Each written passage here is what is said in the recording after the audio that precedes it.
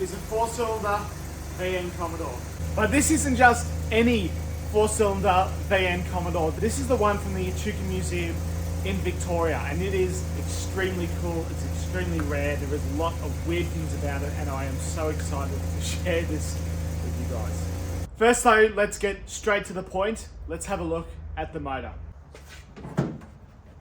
Now this motor is from Opel. It is called the Family 2 motor, and it was widely used in the early 80s, most notably in the Holden Chimera. This one was available in New Zealand and I think some other international exports like Indonesia and Thailand, things like that. But in Australia, we never ever were able to buy a 4-cylinder VN like this.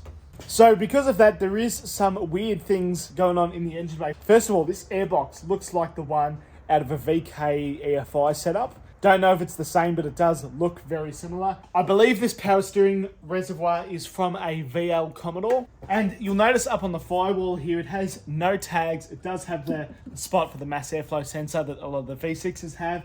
And obviously no air conditioning, just a huge void. And the other thing that's notable about the engine bay is just how much space is in here. Now, I don't know if I can quite get it across camera, but if I rest my elbow on the radiator past my hand, it's about halfway through my hand before we get to the start of the motor. By eyeballing it, it's probably about 400 mil, something like that. So there's a lot of space in here. And continuing on with some of the weirdness around the back. Now, the badges are totally different than what we would have here in Australia. Normally it would say Holden Ballina or Holden Commodore or something like that. But this one says Commodore Ballina. I know it's only a weird thing, but it is different. The spacing is all different.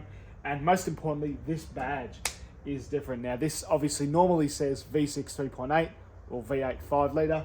This one says 2 litre in a weird different font that I haven't seen before, and EI, which I'm assuming is electronic injection. Of course, it's also got New Zealand number plates. This car is not registered currently in Australia. It doesn't have tags and it doesn't comply with Australian emissions. There's a few hurdles that you need to go through to be able to get this on the road. And another thing that's unusual about this one is this pinstriping. Now, this is a Ballina. Now, in Australia, Ballina was not the base model. You know, it was the step below the Calais. But in New Zealand, where this one was sold, this one is the base model. So this stripe here, really unusual. It's got this little red pinstripe.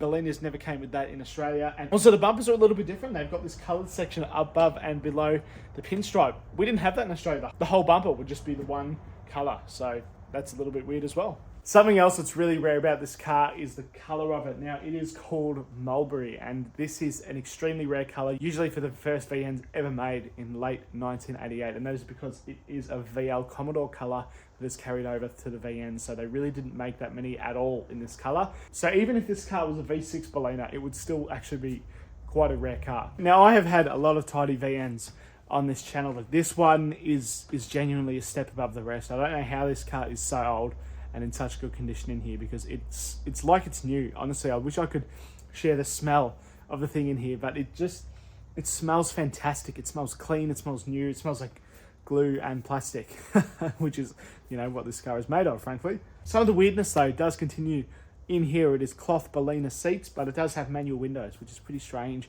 for a Ballina. I would have thought that most VN Ballinas, at least in Australia spec, are electric. Another thing that's really different about this interior is this VN Commodore shifter, and that is because this motor is obviously meant for a front wheel drive. They've turned it on its side, and the gearbox that has worked for them is the VN Commodore one. So this has a VN Commodore shifter. It is a 3-speed auto, so it is also missing one of the numbers on the little gauge here. But it is really weird using this shifter because it doesn't suit this car at all, and I've driven a lot of VNs. This one's really weird. It really stands out and trips me out every time I look at it. And it's also worth noting that the head unit, I've never seen a VN with this head unit before. Now, I could find some photos of some, so I'm sure they're out there, but I've personally never seen it before, and it's all weird. Some quick other oddities before I go through some of the paperwork. It has factory 411 diff gears, but it does need them because it absolutely, well, it's only got 90 kilowatts, so it needs them.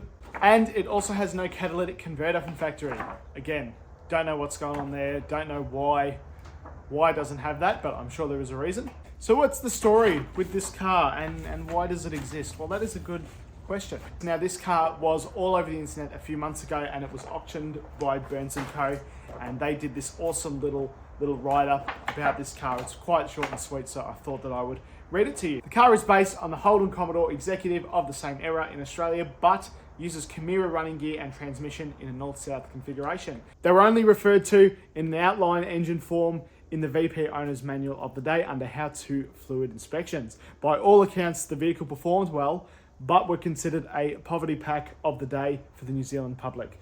This vehicle is the only one known to be in Australia and possibly maybe the only one of 20 left in New Zealand due to them being considered a throwaway vehicle of the day. So that is courtesy of Scott Burney. So that is just a little summation of this car. It's not going to blow the doors off anything, but it is really interesting to see, why this car even exists. And I have put up a few videos about this, and there has been almost 400,000 views across my channels of this car in just 2 days. That is nuts. So there is a lot of interest in this car. Some of the most common questions that have been asked about this car is it a Toyota Lexan?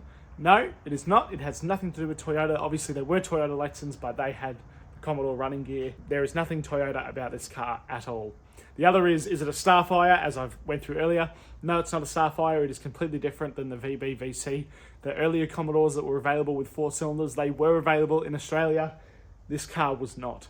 And the other question that I got asked so many times was, how does it sound? Well, it's not that exciting, if I'm completely honest. It sounds like a 4-cylinder from the 80s because, I guess that's what it is, but here we go.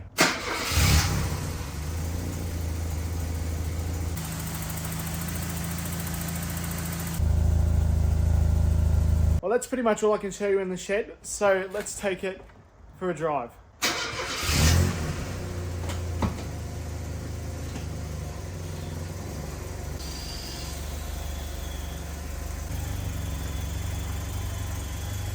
Okay, so we are in the 4-cylinder VN. Now, this car is insanely weird. It is not that interesting to drive though, if I'm completely honest. I have already shown you and gone through the most interesting stuff about this car, but let's drive it. So put this weird shifter into drive and let's go. Now, in terms of smoothness and everything, it is dead smooth. This car is really smooth, like shockingly smooth. It is a 3-speed auto.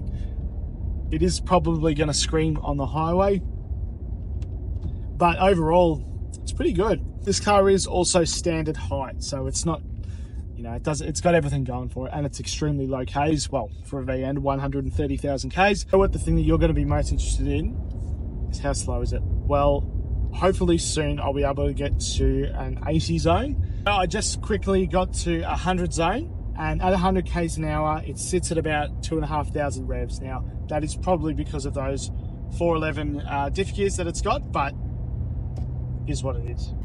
I think this car would need those diff gears though, because as we're about to do a 0 to 100, if this car had 308s, it would be like dangerously slow. So this car, I think, weighs about 1,300 kilos, something like that, and just having that heavy body with this Chimera running gear, yeah, it's not quick. Foot hard down, 40, 60, 70. That's how fast it is. Look, it's, as a normal car, it's okay, but you're not going to be wanting to take this on like a, it's nowhere near the V6s and definitely not the 8s, but it feels like a totally different car.